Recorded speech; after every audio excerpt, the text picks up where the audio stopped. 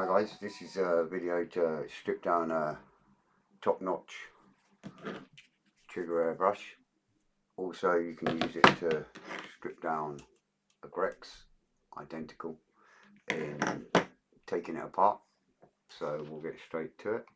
This is updated version after the old one because I've got better camera equipment and all that kind of carry on.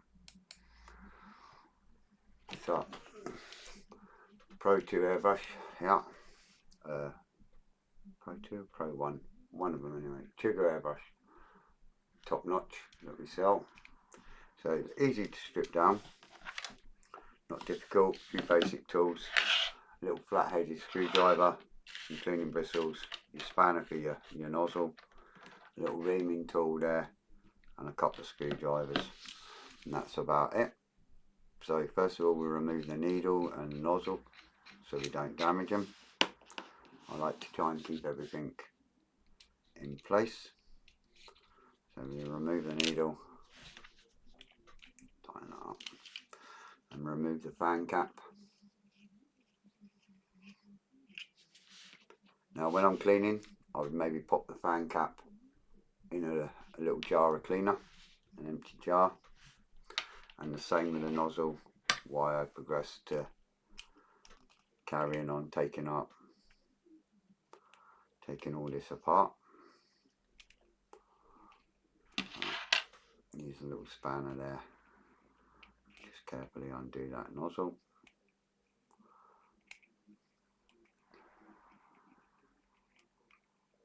So when I'm cleaning, I would put the nozzle and the fan cap in a little jar, like I say, in some cleaner. Unscrew the cup, and we'll remove the trigger mechanism, little flat screwdriver.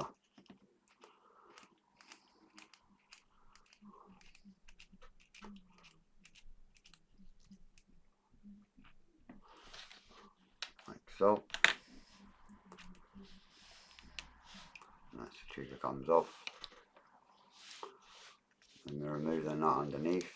You might need a spanner initially, but most stuff goes hand tight once you put it back together.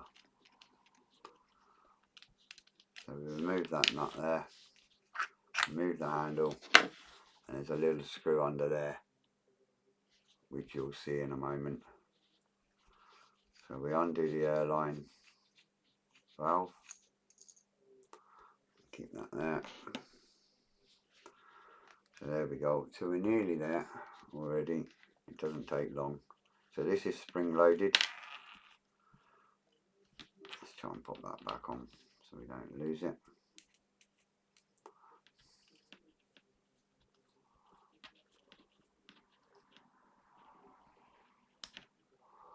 So remove that. It has a little groove on there, as you can see. A little groove there. You make sure that that groove there, see if we can get it on camera, and a little groove there. You make sure the groove goes to the bottom, so where the valve is and the needle and stuff.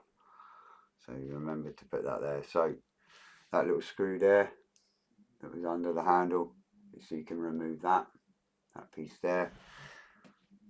So use a big screwdriver for that, and this one here for the little screw. Sometimes it's easier if you use a magnetic screwdriver because it is a little screw and it's a pain to get back in. There you go, that's the little screw there. Now there's a hole that lines up there, as you can see, where the screw goes in. So when you're turning this, you've got to make sure that the hole lines up there when you're putting the little screw back in, because otherwise it becomes a problem. So with a big screwdriver, flathead, we undo this brass bit.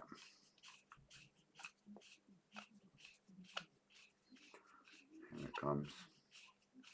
And there's a spring behind this, so bear that in mind, because that controls the barrel, the trigger mechanism. So there's your your brass bit with the little holes that I was telling you about, and then you have a spring in there that controls this trigger bit here. So you get that out like so. There's a little spring there, and then the barrel will slide out. There's the barrel. There's a groove there, as you can see. That always goes to the bottom of where the line is, and always the square bit goes in first. So it will pop in like that. So always the bottom bit, like so. And then there's one more screw right down in here, in this bit here. So you use the long Phillips and just remove that screw, like so. And that's it completely stripped down and good to go. So for cleaning, obviously I would have the nozzle and the fan cap in the cleaner. I would clean in here, get that nice and clean, and you know, through the back there in case there's any paint ever gets through there, so the barrel can slide up and down nicely. Then you've got your hole there, so you would use the cleaning bristles and go through with cleaner, and you put it through so it goes right through into where the cup area is, and you were cleaning that hole there. Then in here I would use a cotton swab with cleaner, and I would clean in there like so. So then that bit's there is clean, and all this bit here is clean. And then on the nozzle there, when you take it out of the cleaner, obviously there'll be some bits coming out from the cleaner, and you use the brass reamer, this thing here, which is like a pointy thing, and you put it in there very gently. Don't want to burst the end of the nozzle, and just roll that round, and that will just scrape any leftovers on the inside and pull it out. Then I would put it back in the cleaner and give it a little shake just to get the debris out of what's left in that nozzle. The fan cap you can clean again, take it out of the cleaning fluid and just give it a little wipe with a cotton swab on the front there, and you could use the needle file kind of cleaners, yeah, the needle files, and just poke that through the hole and just make sure that that's nice and clear, you know, and that will be your nozzle clean. And that's pretty much your airbrush clean. And now on a Grex, the only difference is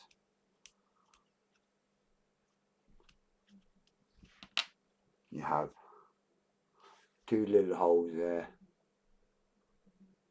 just there, two little holes either side of the nozzle. Just put the needle file through there and give that a little clean when you've got it into this stage here on a Grex as well. And that's no different than taking it apart, putting it back together, all identically the same.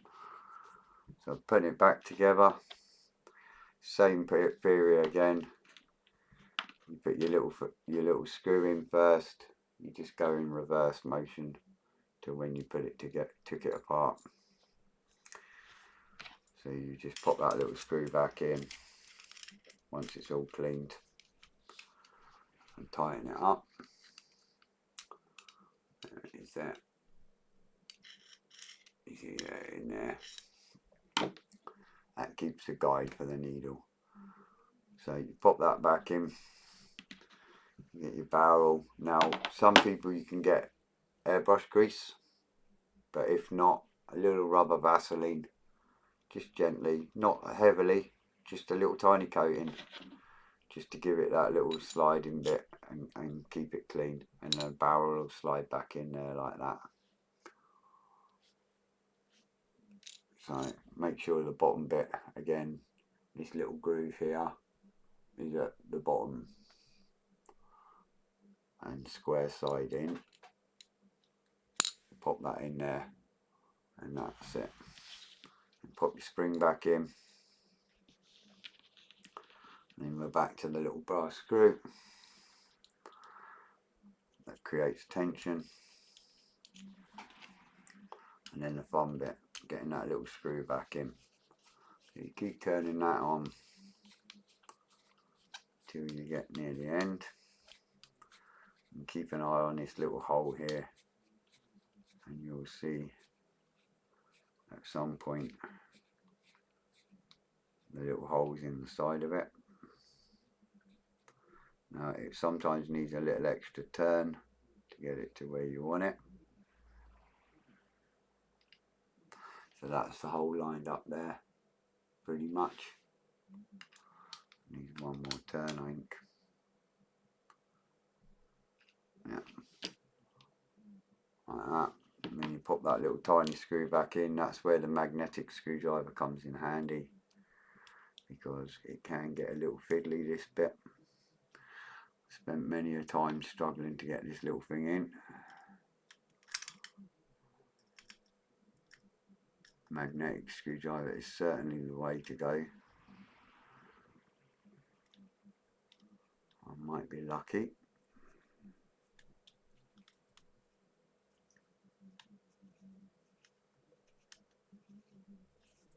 Yeah. And you tighten that little screw up. And that's locked. That's locked the barrel there, so now that's spring loaded there for the trigger. You can pop the trigger back on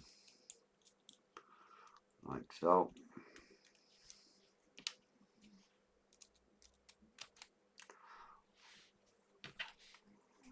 A little screwdriver like that, and that's what that does. So that's that. And you can start assembling the rest of it. Make sure that's tight. Yeah, all good. You can pop the airline back in.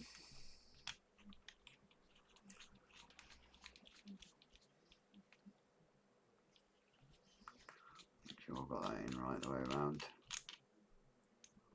Yeah.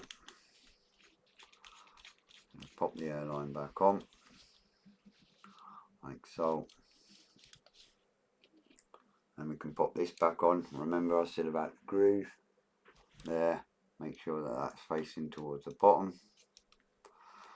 And then you got to give it a little push because it's pushing against the spring and whatnot. But that's you there, like so. And we pop the nozzle in. This is another fiddly bit. Two fiddly bits on this. Getting the nozzle back on, if you've got big fingers like me, and that little screw. They're the two most awkward bits for me. And once you've got that in a little bit, it's not too bad. Right, you don't want to over tighten this. Obviously your nozzle's very expensive and delicate. So once you get it finger tight like that, just one little click, one little twitch, and that's you. We'll pop the fan cap back on so we don't damage that. In case you do accidentally drop it, at least the fan cap protects the nozzle. Then we whip the needle in very gently. And that should just slide in nicely like that. Don't over push it, just push it till it stops, and then that's it. You don't want to burst the end of the nozzle. And then we whip that on the back just to make sure that there's no damage, because obviously if you dropped it, you would force it through the nozzle and split the nozzle, which wouldn't be good at all. You can pop the cup back on and pop the handle on and tighten up. And that at the bottom. Move these out of the way, and there we go. That's the airbrush, all back to normal, how it goes. If you want to adjust it when you're using it, you can tighten up this screw here. It will stop the needle coming so far back, so it will give you a smaller spray pattern. If you turn it the other way, you're unscrewing it slightly so the needle can come further back, so it'll give you a bigger spray pattern. So you can turn it right down, you know, right up, tighten it right up, and the trigger won't go as far. That's giving you a smaller spray. Whereas if you open it right up like this, your trigger can move more, so then that gives you the bigger pattern. So that's what that little screw on the back's for. And that's it. So that's how you strip. And you know, if you need to clean the Topnotch trigger airbrush that we sell, and it's the same method if you have a Grex airbrush as well. Identically the same way of stripping it and putting it back together, apart from the two little holes extra to clean. So I hope you found that useful, and nothing fancy, you know, it's just me doing my thing, and I thought I'd better do it better on a better camera. So have a good day, and I'll see you all again soon. Bye for now.